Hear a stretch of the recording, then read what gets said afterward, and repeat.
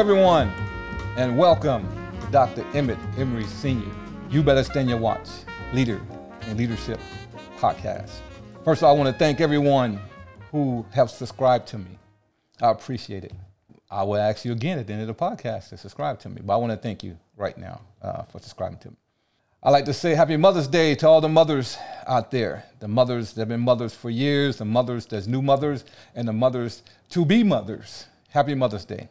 This podcast here is going to center around mothers in the workplace, Mother's Day, and those sort of things. My guest today is a retiree. I mean, she's been through the workforce. She's been through the rigors. And she holds a prominent position in a church right now. So, Michelle Roach, introduce yourself to my audience. Well, good evening. I am Michelle Roach. I am a best-selling author, mother of two. Let me kick off with that, mother of two, best-selling author, distinguished Toastmaster. And I just love life. I have five grandchildren. So, of course, they're adding to Mother's Day as well as just every day spending time with them, just add to the memories. And where did you retire from? Philip Morris. And what did you do there? Well, with Philip Morris, I was a records manager, records management manager, responsible for managing company records, making sure that they were secure, confidential, whether or not they was restricted. And that was across the company. Moved to Nashville, Tennessee, and I carried that role with me, and that's where I retired from. U.S. Smokeless Tobacco in Nashville, Tennessee. And you went to Tennessee from where? From Philip Morris. And what state? Virginia, and then I transitioned over to Virginia. Nashville. What part of Virginia? Richmond. Okay, all right. A line brother of mine from Richmond, Virginia. My daughter right now is in Blackbird, finished up a doctorate degree, and she went to Virginia Tech there in Blackbird. And I served in Norfolk, Virginia, in the military. But everybody left Virginia, because you left, I left, my daughter leaving. In 2021, there were 24.2 million mothers in the U.S. labor force with children younger than 18 years of age. Working mothers had a labor force participation rate, which consists of percentages of a population that is working or looking for work, of 71.7% compared to working dads of 92.5%. In 1975, less than half, 47.4% of all women with children under 18 years old were in the labor force.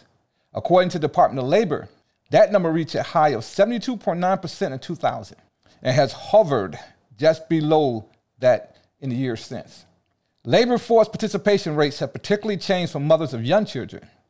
They have nearly doubled for women with children under 3, from 34.3% in 1975 to 64.2% in 2021. Mothers with children under 6 were the least likely of all women to work in 1975.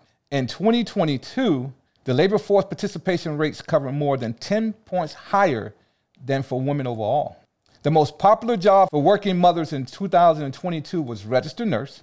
About 1.3 million mothers work as registered nurses, and working mothers made up 38% of all people working in that profession. Other common occupations included elementary and middle school teachers. They represented 1.2 million working moms. Cashiers represented 1 million. And customer service represented 873,000.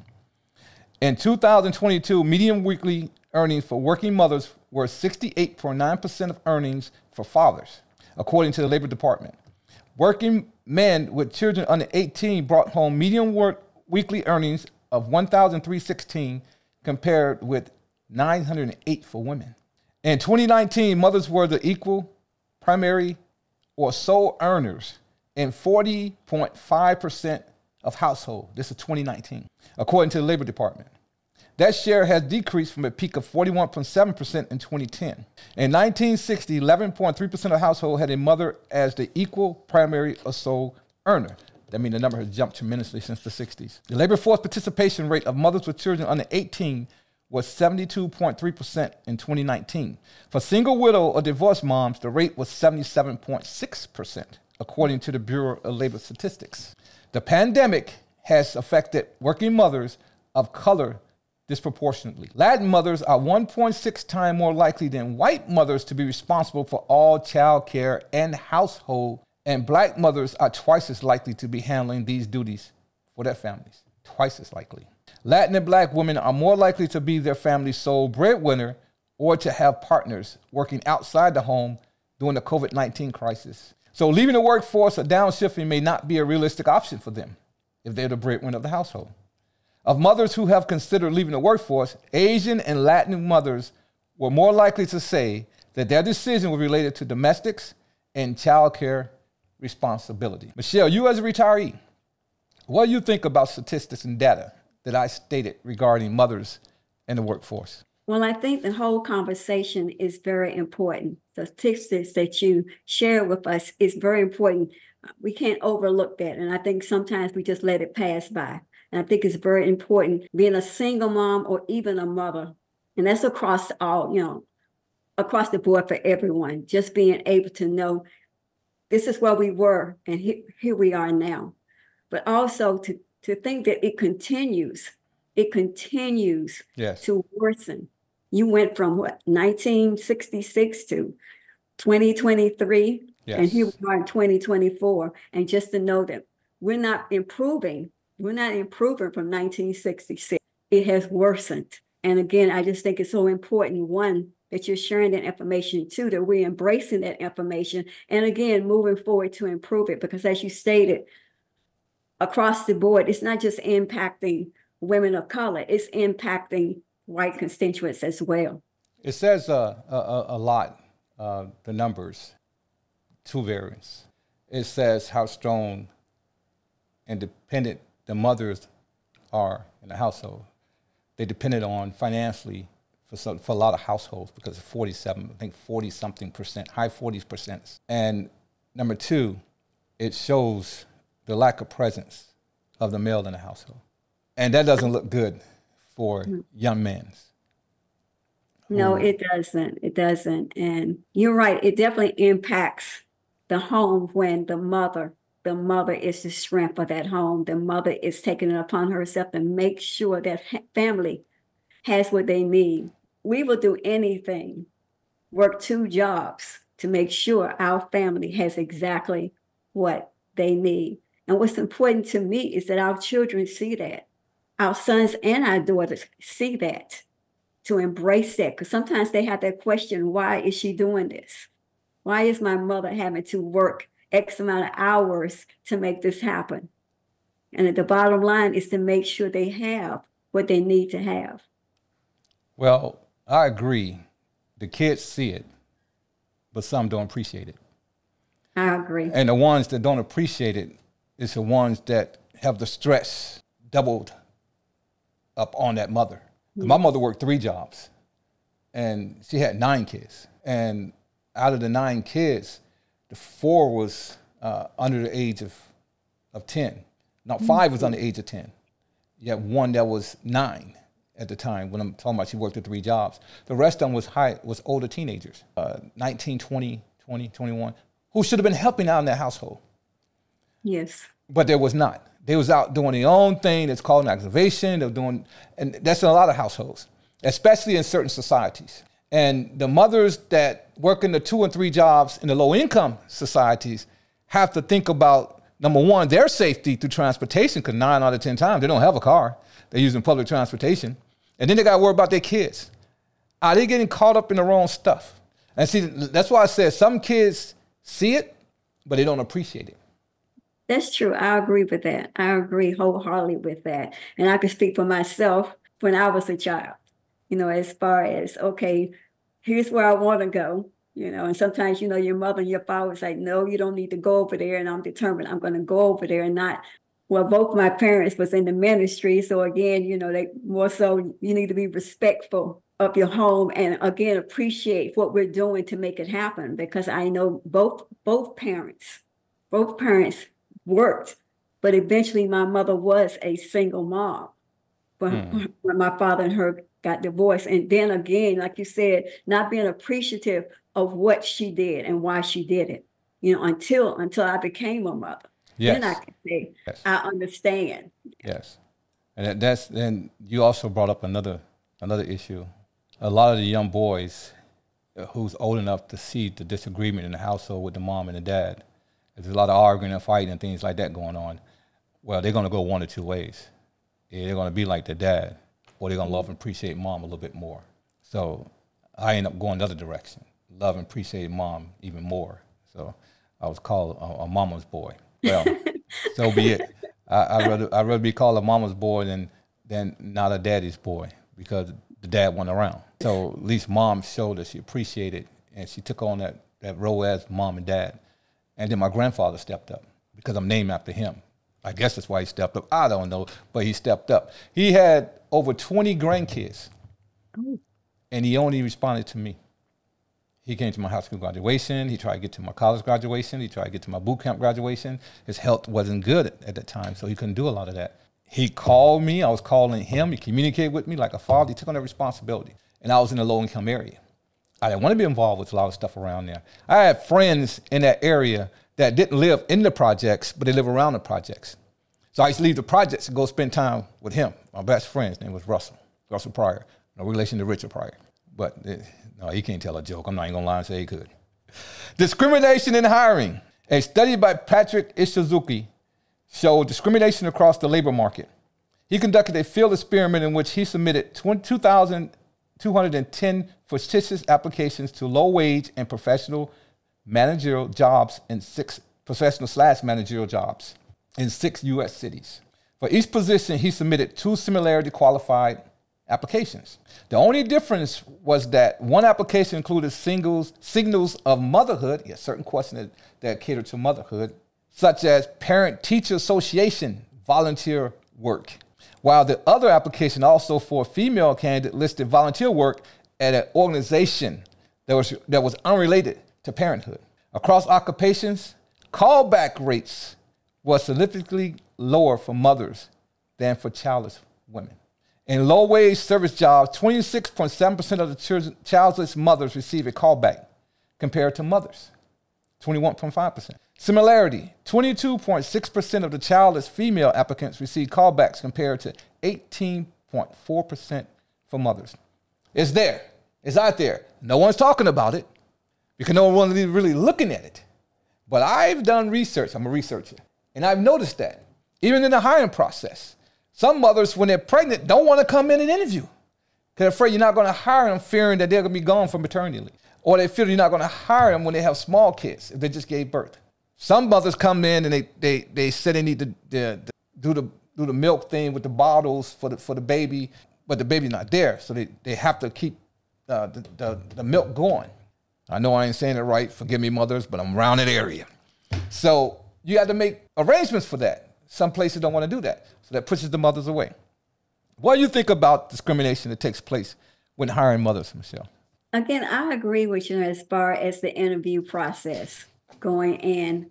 You're excited, and you're hoping that, again, they will not discriminate against you based on your being pregnant, your being a female looking for work. But yeah, I just think it's hard from the interview process. One, you're already anxious, but 2, to go in there thinking that, hey, you might have an issue with me becoming pregnant because that may be in my future. So how is that going to relate to the people that's already working for you? If I'm already a mother, having to take time off to take care of my children, how is that going to impact me as far as you hiring me? Because sometimes they ask you if you have any children. They do. Yes, they do. My producer, before he took me on, he asked me, do I have any kids? Yes, sometimes they ask you that. Makes you wonder why they're asking you that, but they do ask you that. And I think a lot of women are not really looking at the questions. If they look at that question, they'll see some of the questions are biased. Yes. I think they're going to start looking at it now once they see this podcast. I think they will, again, like you said. And I'll speak for myself. Sometimes you're really excited about having that job interview. Of course, they ask you that question and you answer the question like you stated. Disregard, what's behind this question that you're asking. Yes. And I know sometimes, at the end of the interview, they say, do you have any questions for me? Right. You want to go back and say, well, why did you ask me? Now, you don't want to do that because you want to get hired. Exactly. Now, Michelle also writes poetry. She didn't mention that. Yes. And one of the poems she wrote turned into a song, and it was recorded and produced. I'll let you talk about that Yes. in a minute. If someone asks you, like myself, asks you to write a poem about female discrimination of hiring, would you be able to do that? Yes, yes. Again, because like you said, you do the research. I'm the type of person where I'll step outside of myself and ask people, how did you feel being a mother in the workplace, being a single mom, as far as respect. I wouldn't just jump off the handle and write a poem based on what I've been through. No, I want someone else to feel included. Because when they hear that poem, you want them to relate to it. Yes. People to say, okay, yes, been there. We've heard been there, done that. Mm-hmm. But again, you want to embrace what other people went through, how they felt when they went to the workplace, being a single mom. So yes, I'm going to take those steps before I even write any piece of a poem. My daughter writes poetry too, poems. And I heard the song in that poem. Now listen to my daughter's poem. And that gave me the understanding that not only each individual is different in the way they write poems, but also the difference in the generation. Because the type of message she had in her poems was from experience of what she had seen. Well, she's only 22 when she started writing poems. So she really hadn't experienced that much nor seen. She might have been older than that. I just learned that when she was age 22. Whereas you and I have experienced so much. We've seen so much. We've witnessed so much.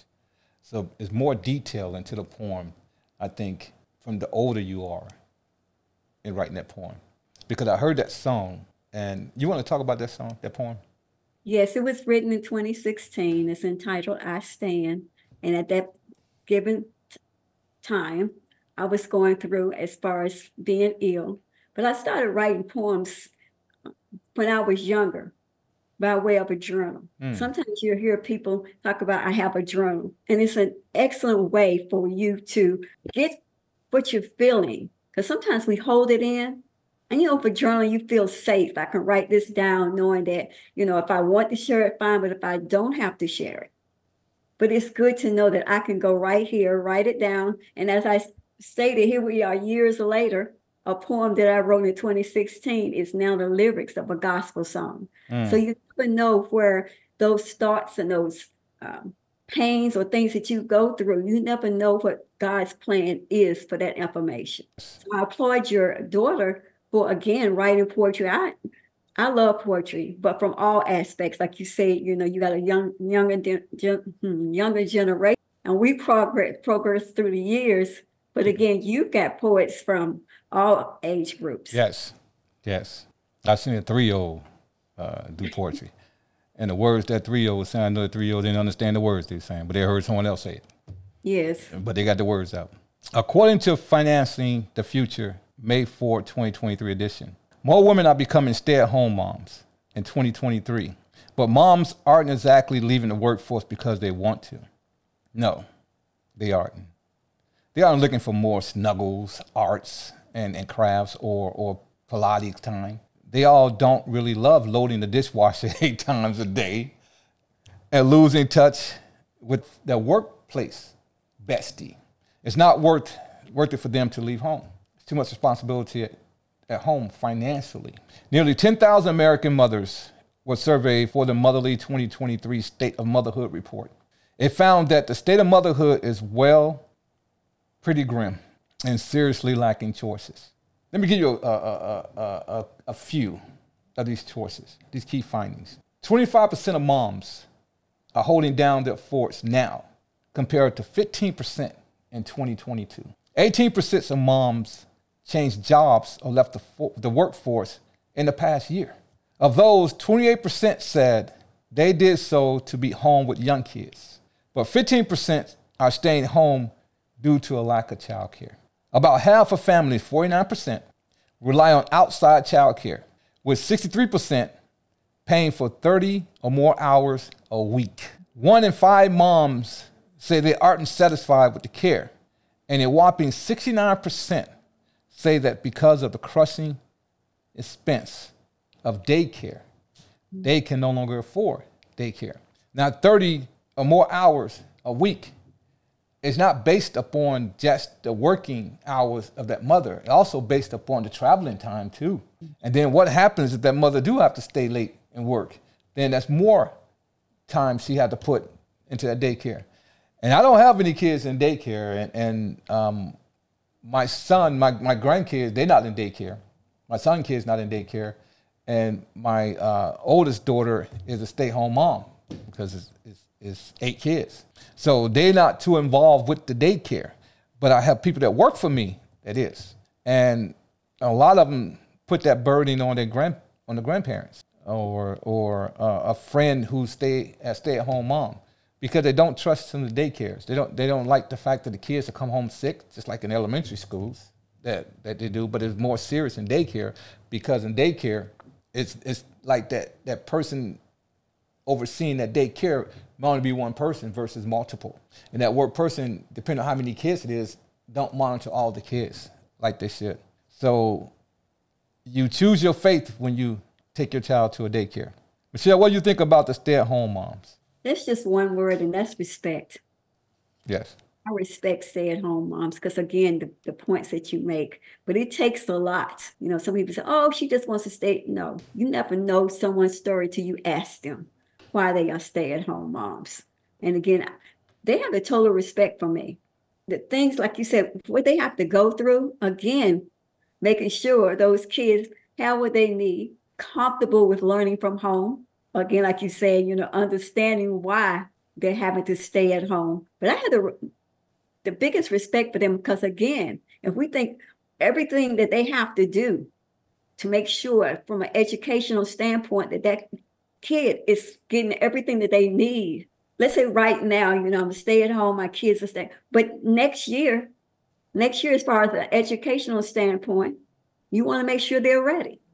Because next year you may decide it's time for me to go back to the workplace. You don't want that child to feel as though, hey, I'm behind. So I have the most respect for stay-at-home moms. Regardless of the situation, respect is the word that I would give.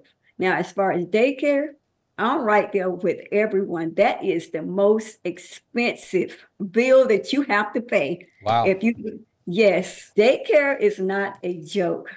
And again, in COVID situations, it did put a lot of pressure. You know, again, you don't want them to go there and come home with COVID. So again, that's a shift in itself to say, okay, making sure again that I have someone to take care of my kids while I work the 30 plus hours overtime. And yes, I'm a grandmother. I'm a grandmother of 5, you know, different ages, but again, from 3 till 16, the varies. So again, my daughter had to take the 3-year-old to daycare.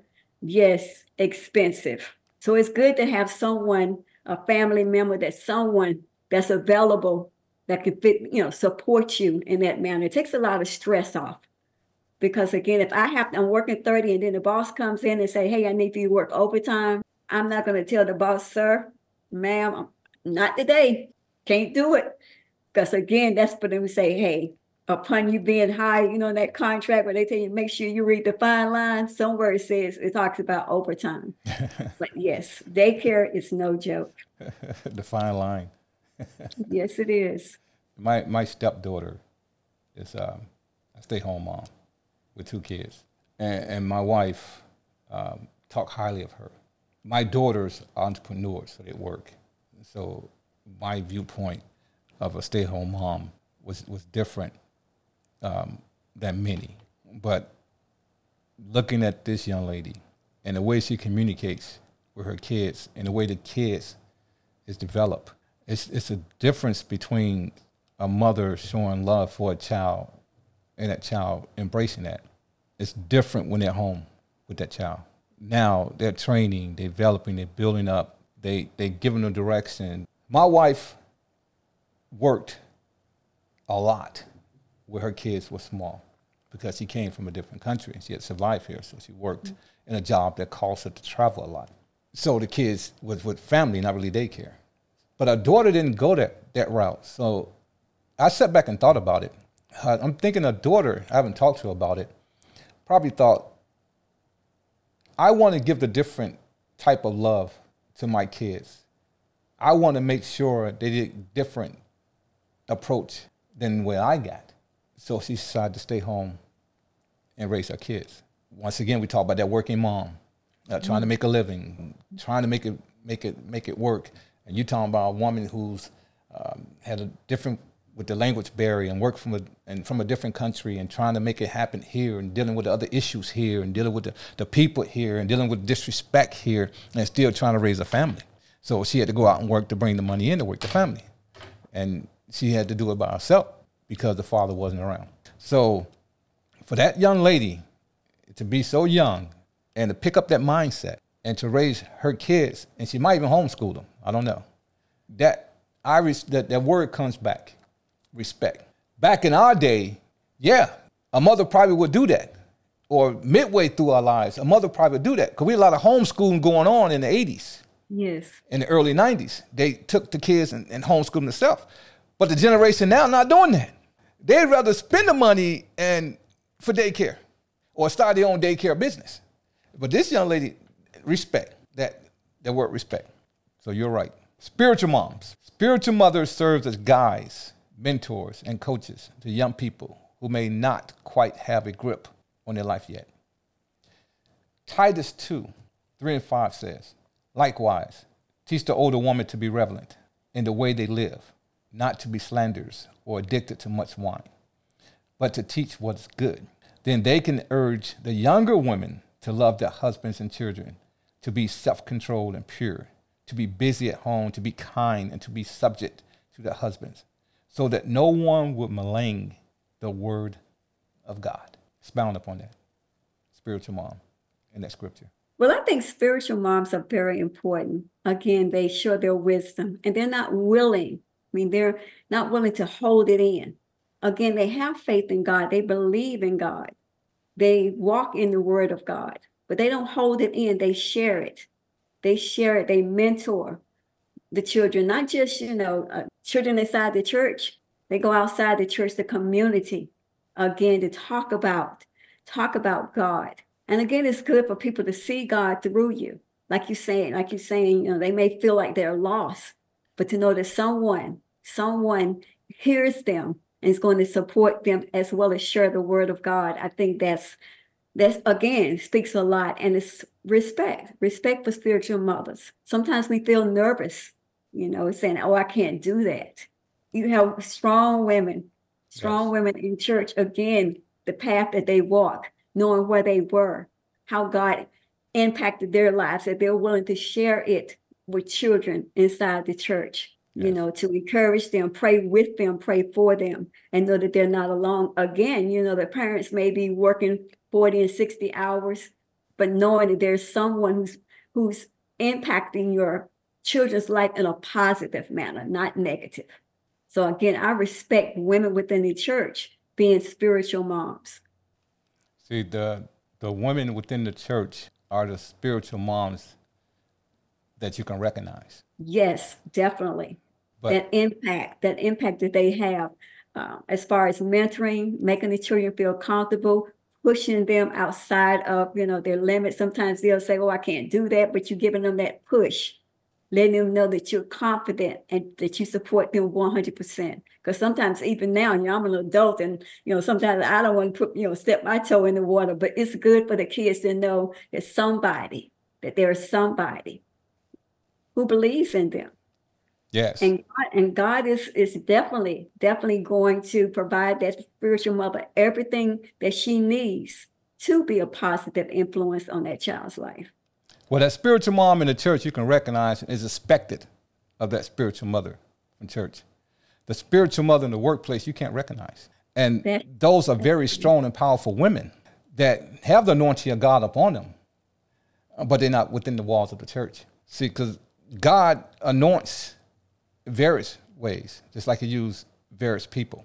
Now, the most powerful spiritual woman, praying spiritual woman, might be in the walls of the church because their practices continuously. Another strong, powerful spiritual woman who has a relationship with God and doesn't attend that inside church, but might see it online, is just as powerful too. Yes. And then that spiritual mother may not be a religious mother. This might just be spiritual. Believe in God, but have a certain God they believe in, but believe in spiritualness.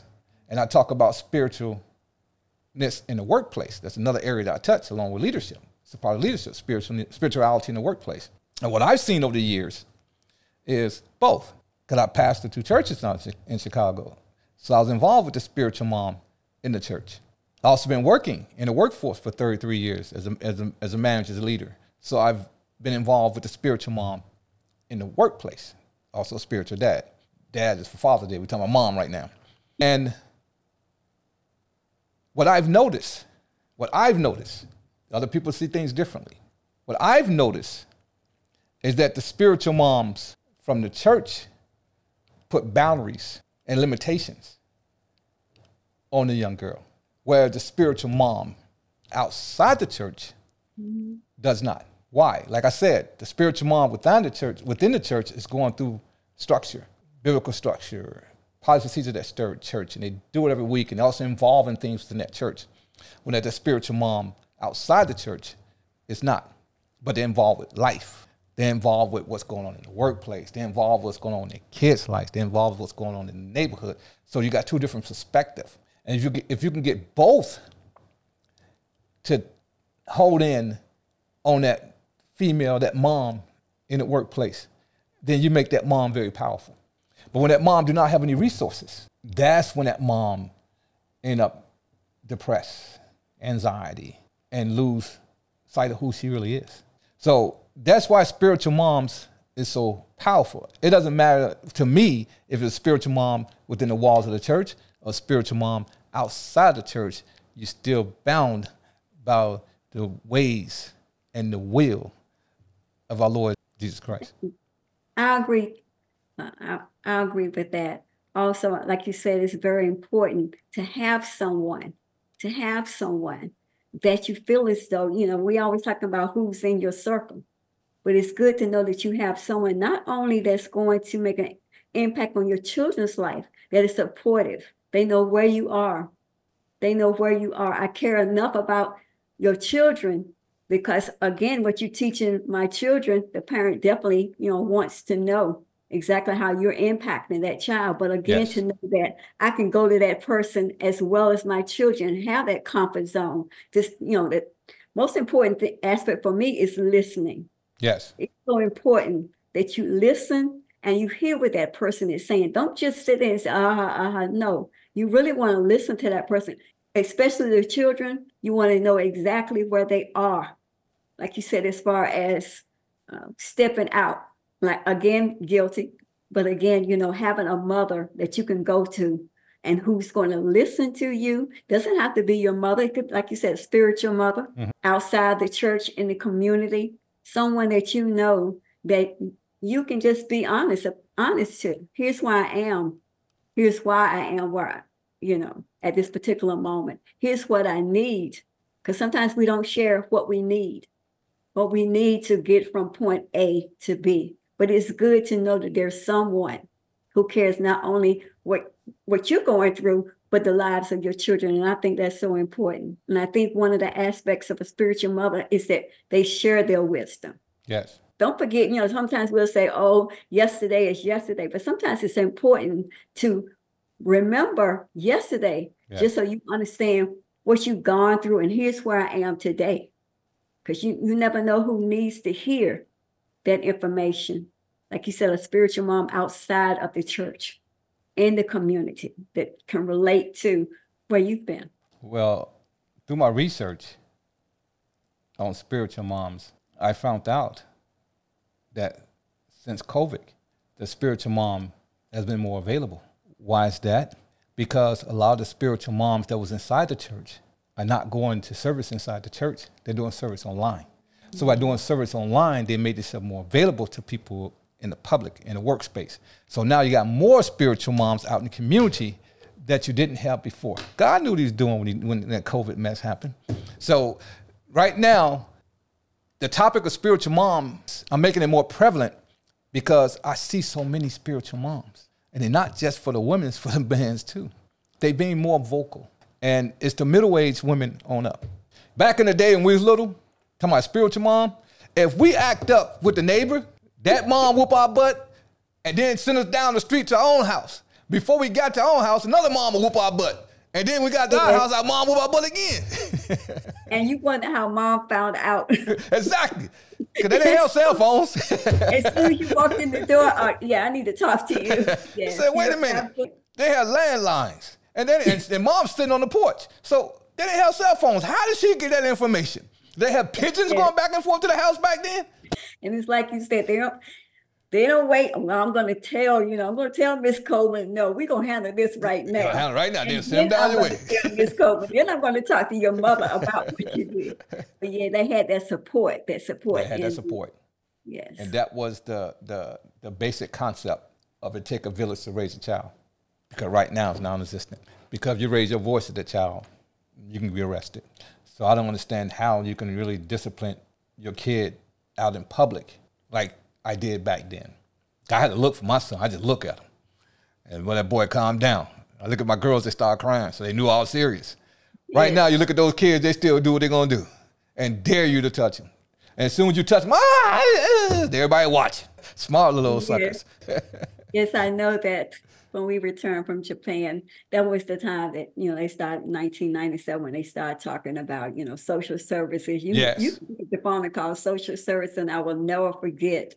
My daughter was 9 years old, and she says, I'm going to call social services. Wow.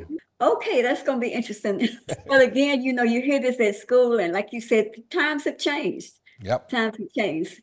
Yeah, if I had told my mother about social services, yes, I would have been, she would have took care of that. My mother would have told me social service ain't coming to this neighborhood. Not coming to this house.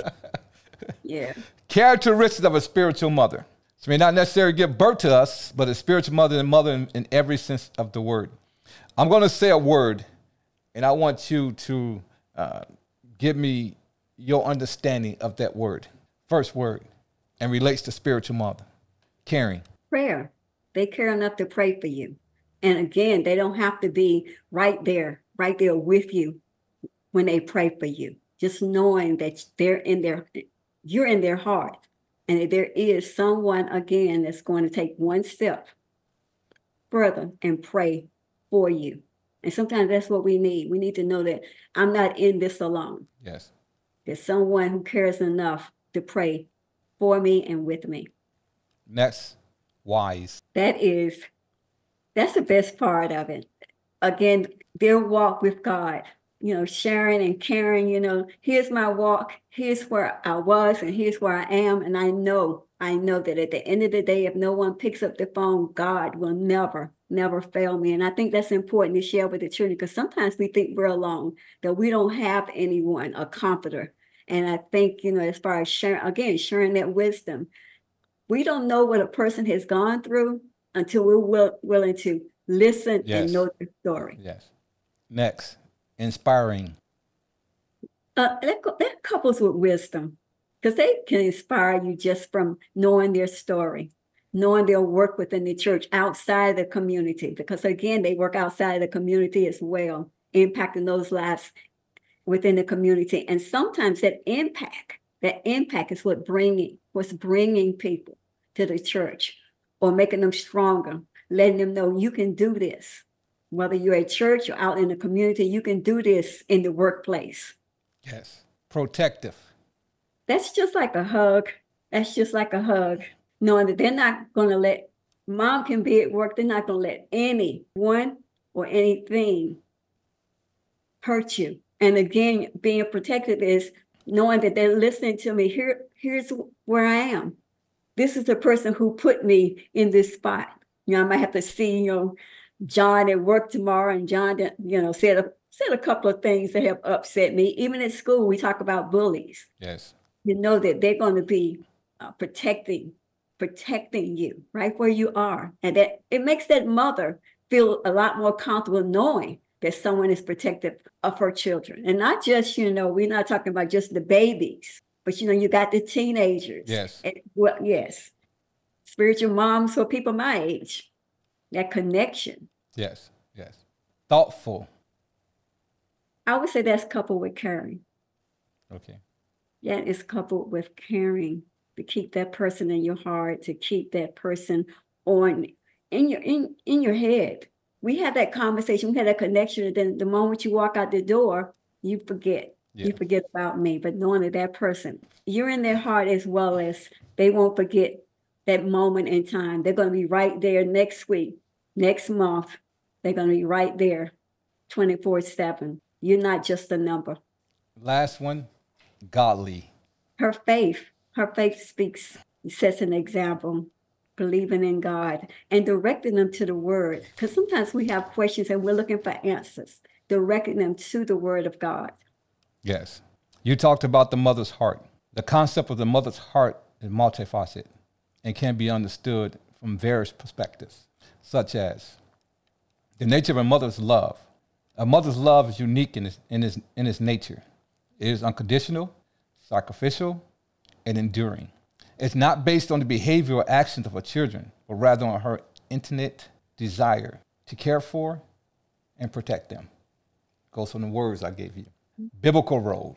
The Bible emphasizes the importance of a mother's role in nurturing, teaching, and guiding her children. Proverbs 22:6 says, train up a child in a way he should go, and when he is old, he will not depart from it. Challenges of motherhood. Motherhood comes with its own set of challenges, such as balancing work and family responsibilities, dealing with sleepless nights, and facing societal pressures. However, the Bible provides comfort and strength to mothers, reminding them that they are not alone in their struggles. You mentioned the church several times. Prayer and faith. You mentioned prayer. A mother's heart is often associated with prayer and faith. Mothers pray for their children's well-being, trusting that their prayers are heard and answered by God. This deep trust and hope underscore the power of a mother's love and her unyielding prayers. My mother just say, it's my prayer that gets you through. Not only my prayers, but your grandmother's prayers too. Not only our prayers, but it's the prayers of the prayer warriors of the church. The mothers praying. You get to some churches, they say, well, you go to the mothers, boy. Go to the mothers. The mother's going to pray for you. Well, when I was little, I used to run from the mothers, boy. They were just like the mothers in the neighborhood. Exactly. Yeah. Ultimate example. The ultimate example of a mother's love is found in the Bible through the sacrifice of Jesus' mother, Mary. Her love for her son was so great that she was willing to watch him suffer and die on the cross. I want you mothers to think about that. That love, so great for that child. And my mother's love was so great for her kids. Actually, I want you fathers and sons to think about this. That mother, if you did something bad, her kids, and the police came to get you, that mother will not turn you over. I don't care how much dirt you done or how bad you done. That mother won't tell the police she had never seen you. She won't say anything to make herself be bad or be in the wrong, but she won't turn you over to that police. And then after the police leaves, she'll tell you, you need to figure out what you want to do. Is you going to turn yourself in by yourself, or you to go find another place to stay? Because you're not going to be here with that mess. Those are actions from a mother's heart for that child. And we need to respect that mother's heart. We talk about fathers later. I was telling my stepdaughter, there's 2 holidays that in America that we cherish wholeheartedly, but we never talk about that much. Everybody know about Christmas, New Year's, Valentine's Day, all those. Everybody know about those. But think about what we do on Mother's Day. We get flowers. We take them out to eat. We treat them like a queen. We've been doing it all year long.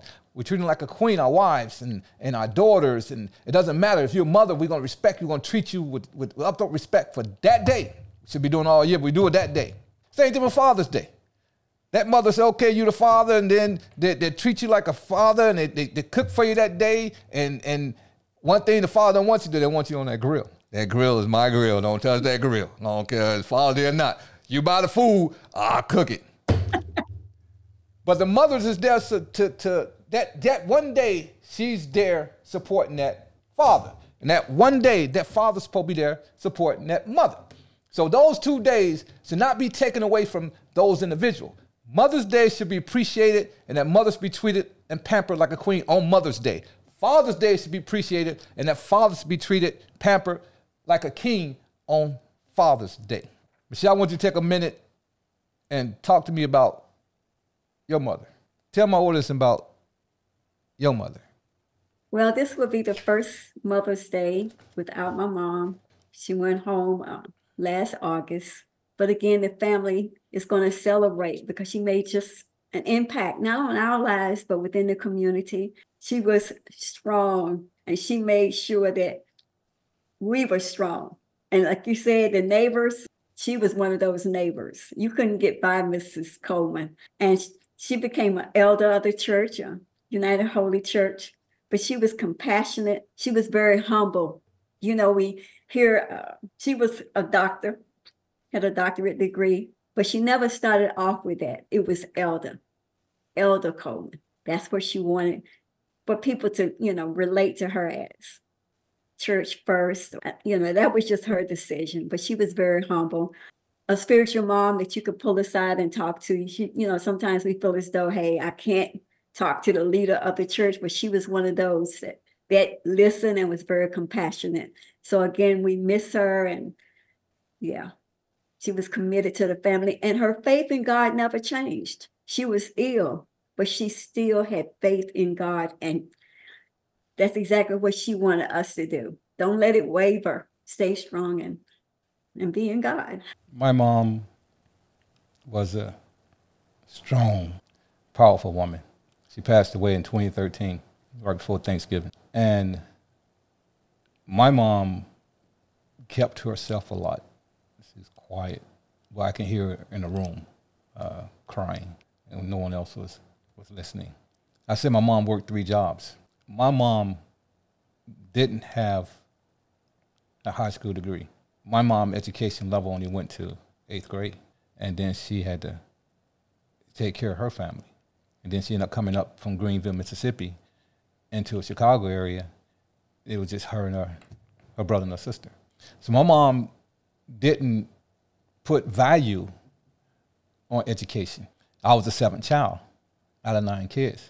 Because my mom didn't put value on education, she didn't force the kids, the 6 kids, the kids before me, to finish high school, to go to college, to do any other things.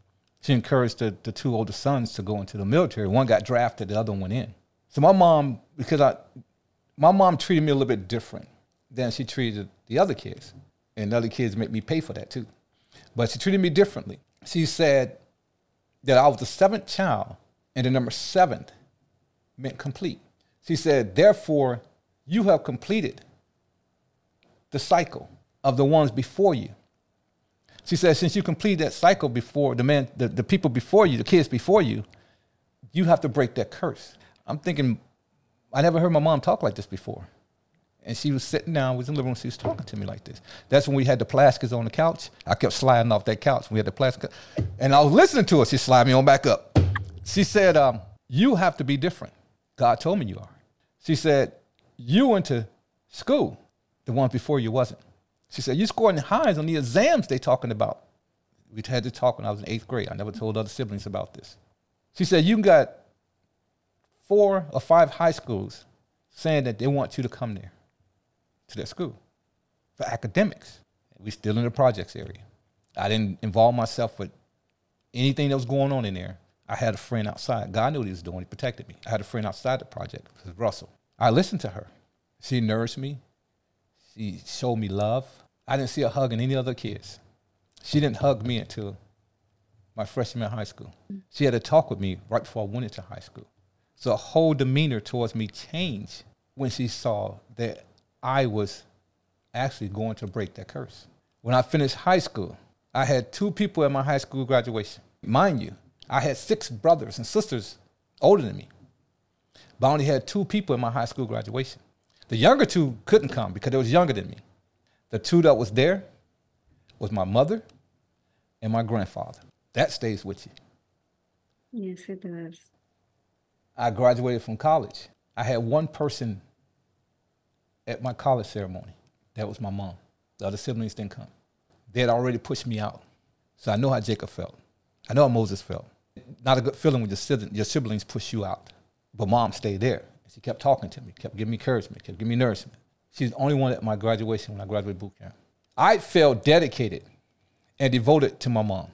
When I went to college, I got student loans, the full $5,000, and I sent it home to my mom. They thought I was crazy. My mom didn't have anything.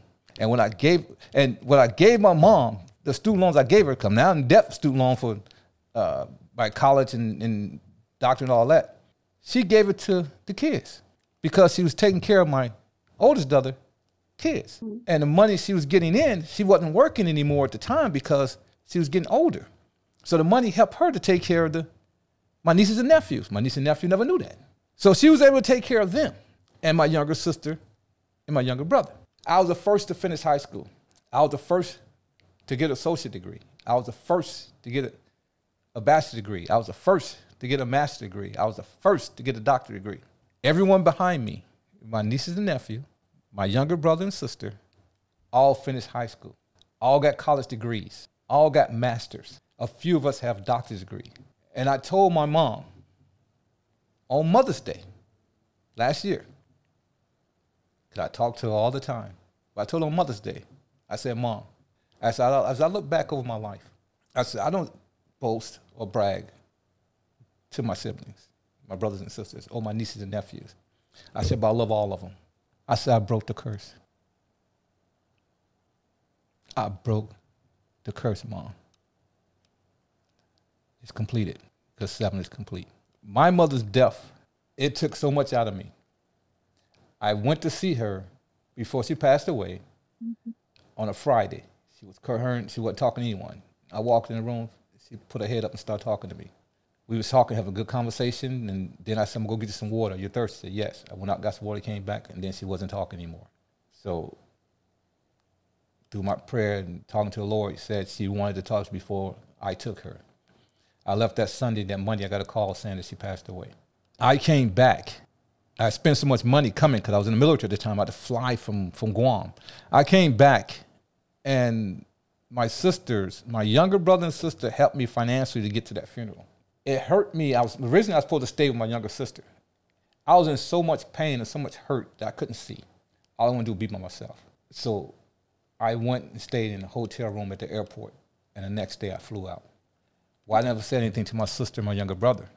So that caused a problem with them.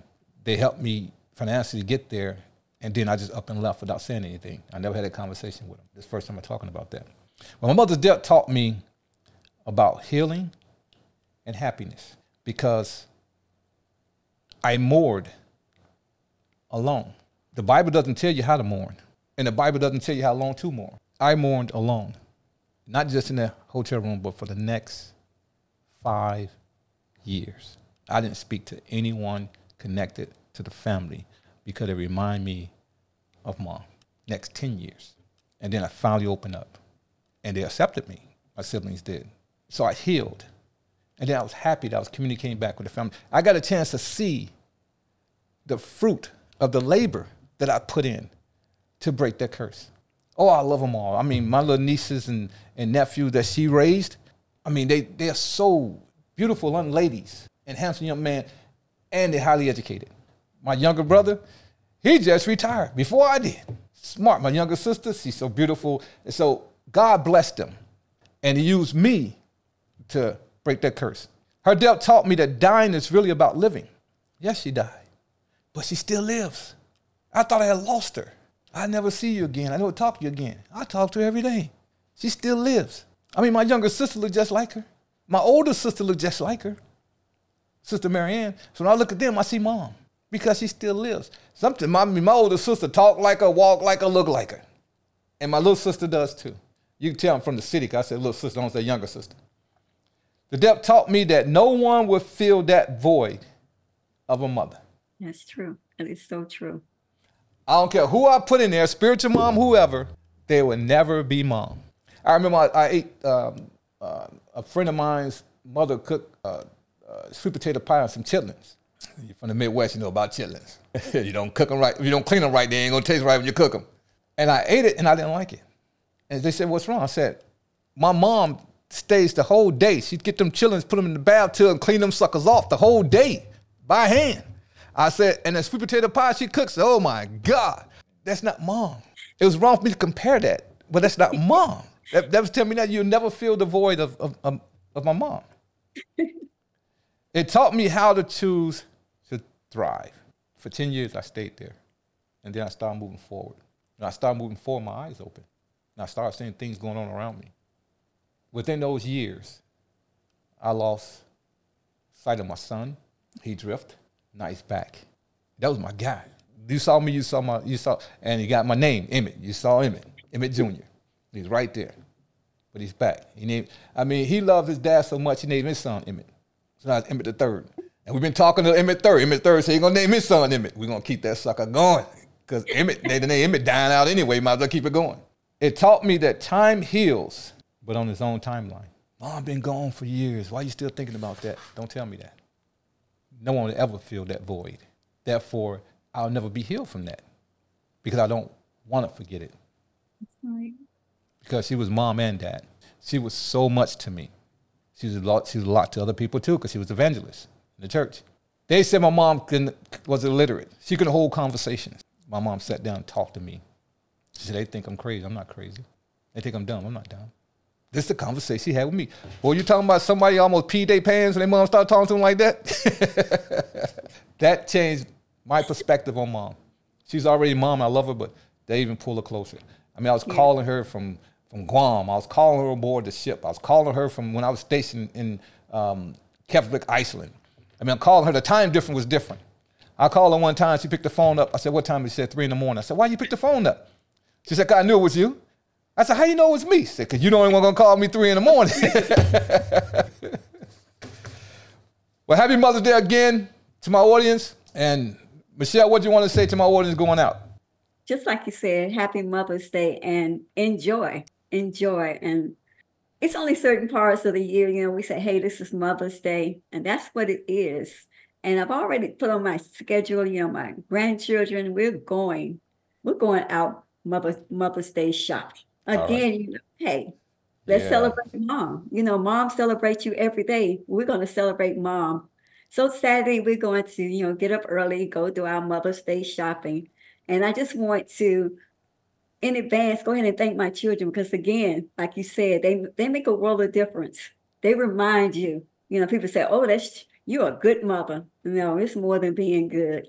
It's being committed to your children and for them to turn around and see the value in what you did with them. So again, everyone celebrates your mom. And as I stated, this will be our first Mother's Day without mom, but she made such an impact on our life that we knew we're going to celebrate her on Sunday.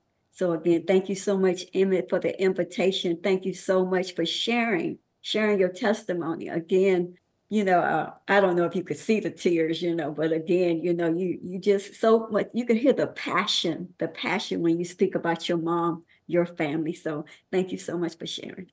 And thank you for coming. I'd like to say happy Mother's Day to my wife, Yosemite. Happy Mother's Day to my daughter, Chantel. Happy Mother's Day to my daughter, Taylor. She have 2 dogs. Those are my daughters. Happy Mother's Day to my stepdaughter. Happy Mother's Day to my sisters, Marianne. I love you. You are mom right now. And we see you as mom, all the siblings. Happy Mother's Day to my sister, Priscilla. Happy Mother's Day to my younger sister, Marcella. To all mothers, happy Mother's Day. My producer, say happy Mother's Day. Happy Mother's Day, Mom. All right. Thank you all. Till we meet again, I appreciate you and goodbye.